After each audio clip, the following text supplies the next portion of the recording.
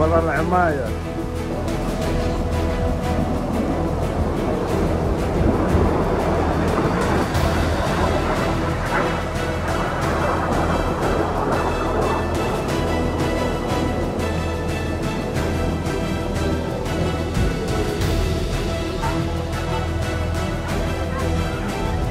זה לא מראה שמדינה מתוקנת, זה מראה. היו אזעקות, זה משהו כולם שלנו. הלכנו מתחת לתקרה, עמדנו אני והמטפלת. ואחרי שכל היה שקט, כאילו חיכינו כמה דקות. אני באתי לסלון לראות בטלוויזיה, לראות מה החדשות. והיא נכנסה לחדר ופתאום היה בום ענק. וישן פה אש ואבק וכל הבית, והיא נפלה כנראה מההלם, מהפחד, לא יודעת. קיבלה מכה בישביים משהו, כנראה נפלה חזק. עכשיו לקחו אותה לבדיקה בבית חולים. ואתם רואים את התוצאות.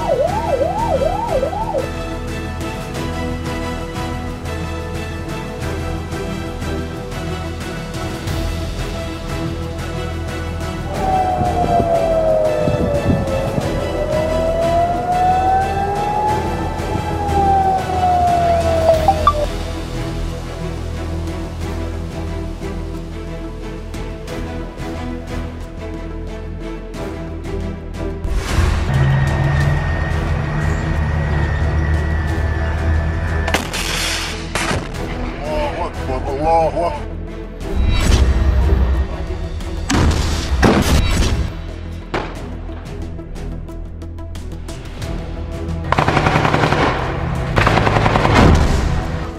هيها ولعت. الله أكبر الله أكبر الله.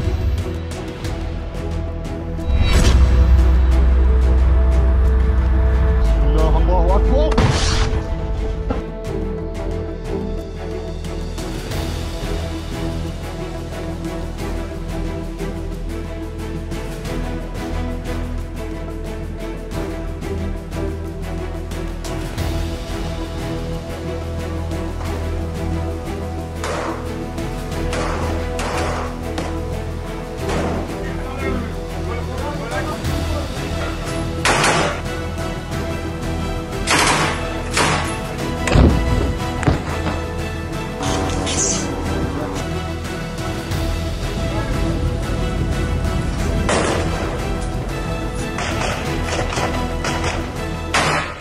من حرب الإبادة والتدمير العشوائي، إلا أن مجاهدينا كانوا ولا زالوا لقوات العدو بالمرصاد، فنفذوا عشرات العمليات ضد قواته على مدار أكثر من أسبوعين في جباليا ورفح وبيت حانون وفي كل محاور العدوان والتوغل.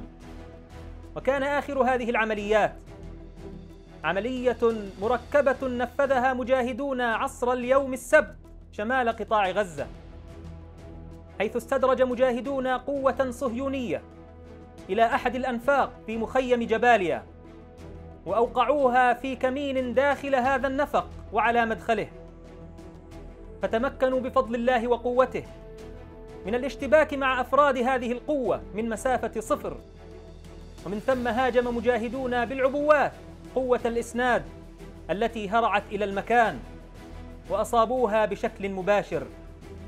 ومن ثم انسحب مجاهدونا بعد تفجير النفق المستخدم في هذه العملية، بعد أن أوقعوا جميع أفراد هذه القوة بين قتيل وجريح وأسير، واستولوا على العتاد العسكري لها.